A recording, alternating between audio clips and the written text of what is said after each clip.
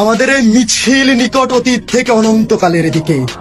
আমরা বদর থেকে উহুদ হয়ে এখানে এই শিবিরে এসে দাঁড়িয়েছি।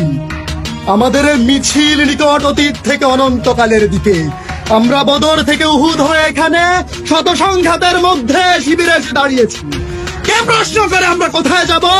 আমরা তো বলছি আমাদের এই যাত্রা অনন্তকালের। উদয় অস্তের ক্লান্তি আমাদের কোনোদিন বিহদ্দল করতে পারেনি। আমাদের দেহ ক্ষত বিক্ষত, আমাদের রক্তে সবুজ হয়ে উঠেছিল মুতার প্রান্তর। এই পৃথিবীতে যত গোলাপ ফুল ফোটে তার লাল বর্ণ আমাদের রক্ত, তার সুগন্ধ আমাদের নিঃশ্বাস বায়ু। আমাদের হাতে একটি মাত্র গ্রন্থ আল কোরআন।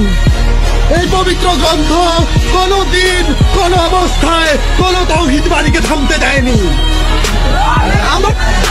আমরা কি করে থামি? আমাদের গন্তব্য তো এক সোনার তরুণের দিকে, যাই প্রতিষ্ঠা নেই। আমরা আমাদের শহীদের চেহারার ভিন্নতাকে গ্রাহ্যের মধ্যে আনি না, কারণ আমাদের আত্মার গুঞ্জন হু হু করে বলে ওঠে, আমরা এক আত্মা, এক প্রাণ। শহীদের চেহারার কোনো ভিন্নতা নেই, শহীদের চেহারার কোনো ভিন্নতা নেই। শহীদ আব্দুল মালেক, শহীদ মীর কাসেম আলী, শহীদ আবু সাহেব, তারা সবাই এক। শহীদের চেহারার কোনো ভিন্নতা নেই। আমরা তো মায়ের উদর থেকে পৃথিবীতে পা রেখেছি শহীদ হওয়ার জন্য। আমরা আজন্ম এই মিছিলেই আছি, এর আদি বা অন্ত নেই।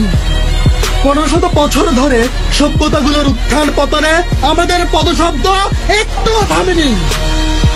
আমাদের কত সাথীকে আমরা এই পৃথিবীর কোন্দরে কোন্দরে রেখে এসেছি। তাদের কবরে ভবিষ্যতের গুঞ্জন একদিন মধুমাক্ষিকার মতো গুঞ্জন তুলবে। আমরা জানি আমাদের ভয় দেখিয়ে শয়তান নিজেই অন্ধকারে পালিয়ে যায়। আমরা জানি আমাদের ভয় দেখিয়ে স্বৈরাচার নিজেই দিল্লি পালিয়ে যায়। আমাদের মিছিল ভয় ও ধ্বংসের মধ্যে বিশ্রাম নেয়নি, নেবে না। আমাদের পতাকায় কালেমা তাইয়্যিবা, আমাদের পতাকায় কালেমা তাইয়্যিবা। এই বাণী কোনদিন কাউকে থামতে দেয়নি, আমরাও থামবো না।